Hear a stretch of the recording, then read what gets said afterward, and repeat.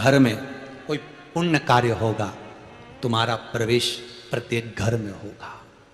मैं तुम्हें वर देता हूं, जितनी कलश को सजाने के लिए पान की जरूरत नहीं पड़ती, उतनी आम के पत्ते। श्री शिवाय नमस्तुभ्यम भक्तों, हर हर महादेव। आज हम प्रदीप जी मिश्रा के द्वारा जानेंगे कि आम के पत्तों का किस तरह से कार्य की सफलता में प्रयोग किया जाता है और आम के पत्ते लगाने से हमारे सारे कार्य किस तरह से पूर्ण होते हैं। आम के पत्तों के द्वारा किस तरह से घर में शुभ संकेत प्राप्त होते हैं और इसके ही द्वारा हमें किस तरह से पूजा में लाभ प्राप्त होता है। आइए जाने पंडित जी के मुखारविंद से। एक राजा के बहुत सारे मित्र थे, राजा के लड़के के। एक दिन राजा ने कहा, मेरा मन कर रहा है कि अपने बेटे को युवराज पद दे दूं, राजा बना दूं उसको। पर माँ बड़ी समझदार थी, राजा की पत्नी। राजा की पत्नी ने कहा, सुनो स्वामी, बेटे को अगर युवराज पद देना है और बेटे को अगर राजपाट देना है तो पहले मुझसे पूछे बिगर कुछ नहीं करोगे। वसीयत लिखने से पहले पुरुषों से निवेदन है, अपनी धर्म पत्नी से एक बार राय जरूर लेना, क्योंकि उसने अपने गर्भ में इन बच्चों को रखा है। जिस बच्चों को उसने गर्भ में रखा है तो वो गर्भ से जुड़ी हुई माँ, उसकी नाल और उस बच्चे की नाल बराबर की रही है। माँ के हृदय में आ जाता है कि कौन मेरा पालन करेगा, कौन पोषण करेगा, कौन संभालेगा, कौन कैसा होगा। पिता नहीं जान सकता।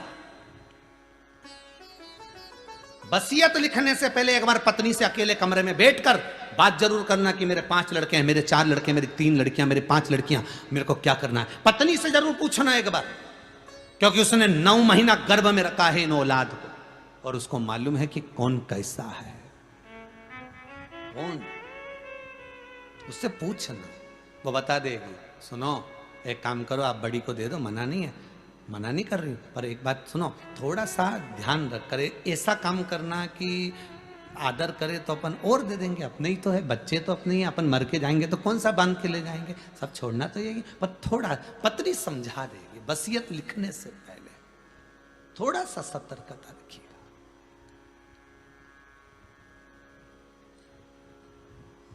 थोड़ी सतर्क। रानी ने राजा से कहा, इसको अगर राजपाट दे रहे हो, युवराज बना रहे हो, पहले मुझसे पूछ लेना। तो राजा बोला, मैं तो परसों के दिन इसको युवराज बना दूंगा। रानी बोली, तो एक काम करो, मुझे इसके मित्र की परख करना।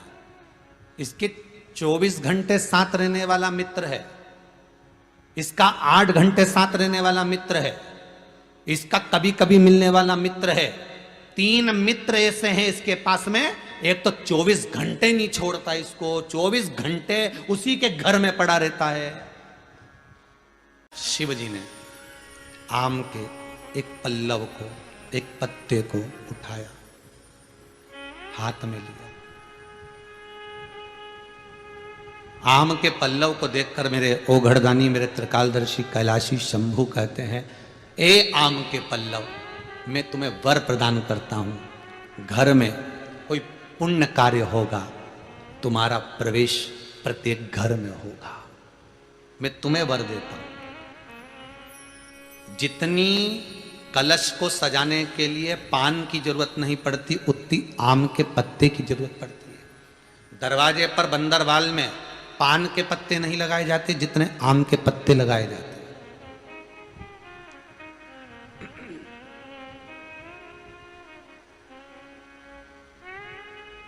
आम के पत्तों को वर दे दिया, आम के वृक्ष को वर दिया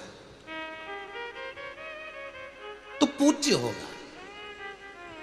भले तेरे जड़ की पूजन नहीं होगी, भले तेरे वृक्ष की पूजन नहीं होगी, पर यह पक्का है कि तेरे पत्तों को पूजन में, अर्चना में, आराधना में, साधना में बल प्राप्त होगा। बल में,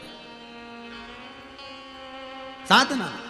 एक बहुत अच्छी बात और अच्छे से ध्यान कर लीजिए। सूखे आम के पत्ते जमीन पर गिर जाएं। कैसे पत्ते? जब पतझड़ का मौसम आता है तो आम के जो पत्ते नीचे जमीन पर झड़ते हैं, 21 पत्ते इकट्ठे कर कर उसको आग लगाकर जलाकर भस्म तैयार कर लीजिए।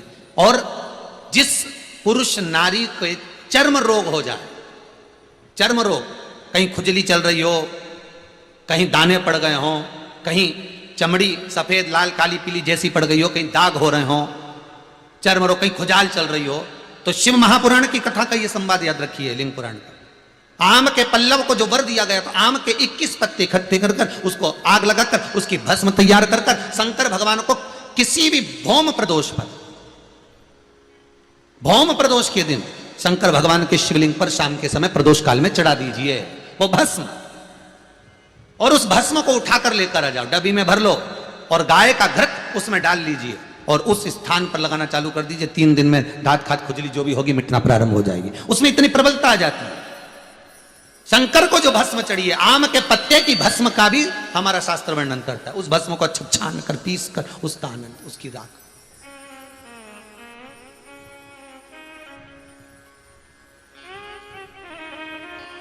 उसकी भी भस्म का। महाराज, कोई दुकान आप डाल रहे हो, नया व्यापार चालू कर रहे हो और लग रहा है कि चलेगा कि ना चलेगा। पहले भी मैंने 2-4 दुकान डालकर देख ली, नहीं चली, अब नया डाल रहा हूं, कर्जा कर कर डाल रहा हूं, पैसे लाकर डाल रहा हूं, चलेगा नहीं चलेगा। तो उसके लिए सबसे पहला काम करो, कम से कम दुकान खोलने के 7 दिन पहले आम के पत्ते की बंदरवाल बांध दो।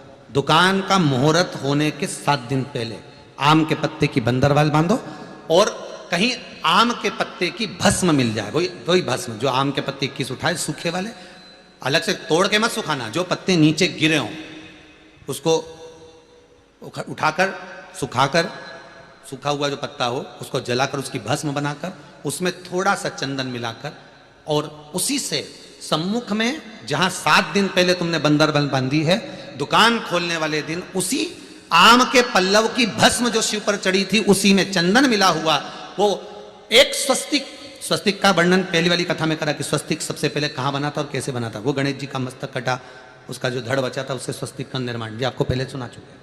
जिनने नहीं सुना हो तो इससे पहले वाली कथा सुन लेना, उसमें बता दिया है। स्वस्तिक का निर्माण कर दो, फिर आप अंदर कोई पूजन करो ना करो, आपने कोई अनुष्ठान करा ना करा, यज्ञ पूजन करी ना करी, अगर आप प्रवेश भी कर गए, इतना आपके पास धन नहीं था और आप प्रवेश भी कर गए, तो भी घाटे में नहीं जाओगे, व्यापार उन्नति की ओर ही बढ़ेगा, व्यापार बढ़ेगा। उसमें आम के पल्लव में अगर कामदेव छुप कर भस्म होते हैं तो शंकर मेरे आम के पल्लव को भी वर प्रदान कर देंगे, आम के पल्लव को भी शिव वर देगा।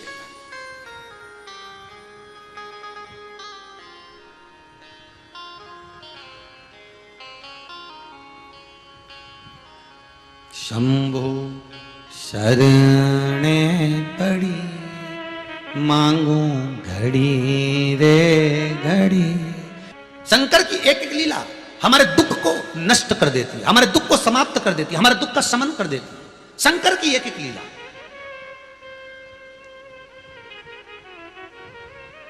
एक एक लीला शंकर की हमारे दुख का समाप्त करती है, दुख को समाप्त। देखिए मेरे शंकर भगवान को, 33 कोटि देवताओं को उठाकर लाइए, स्मरण करिए, एक एक पुराण का स्मरण करिए। देवताओं ने कौन कौन से वृक्ष का उद्धार किया उसका स्मरण करिए, और मेरे शंकर भगवान ने जिन जिन वृक्षों का उद्धार किया। ब्रह्मा जी के सिर को बड़ का पेड़ बना दिया, बट वृक्ष। पिपलाद को वर दिया तो पीपल के पेड़ के नीचे दिया, वहां पर भी शिव जी ने पिपलेश्वर महादेव का स्मरण करा दिया। आम के पेड़ को मेरे शंकर भगवान वर प्रदान कर दिए। तुलसी वृंदा के पति को जब मारा जलंधर को, तो तुलसी का प्यारा उत्पन्न करा, उसको वर प्रदान कर दिया। देखिए शिव के द्वारा निर्मित उन वृक्षों का निर्माण, उन वृक्षों का उन्नति। बेलपत्री के वृक्ष को वर प्रदान करा, रुद्राक्ष के वृक्ष को वर प्रदान करा, शमी के वृक्ष को वर प्रदान करा। मेरे शंकर भगवान अगर कैलाश पर रहते हैं तो प्रकृति की रक्षा करने वाले भी शिव होते हैं। वृक्षों का निर्माण कराकर, वृक्षों को निर्मित कर कर, उन वृक्षों की छांव में पूजन अनुष्ठान कराकर मेरे शंकर ने यह प्रकट कर दिया कि वृक्ष भी पूजन के लायक हैं, पूज्य हैं हिंदू धर्म के अनुसार, क्योंकि मेरे शंकर उसकी पूजन करा रहे हैं, प्रकृति को बचाने के लिए, प्रकृति को नष्ट करने के लिए। श्री शिवाय नमस्तुभ्यम। हर हर महादेव। बहनों, वीडियो पसंद आए चैनल को लाइक करें, सब्सक्राइब करें, शेयर करें, कमेंट बॉक्स में श्री शिवाय नमस्तुभ्यम हर हर महादेव अवश्य लिखें। ज़रूरतमंदों के साथ वीडियो जरूर शेयर करें ताकि वे भी इस उपाय का लाभ ले सकें। जय श्री महाकाल। श्री शिवाय नमस्तुभ्यम। शिव जी जल्दी ही सबकी मनोकामना पूर्ण करेंगे। मिलते हैं नेक्स्ट वीडियो में। धन्यवाद।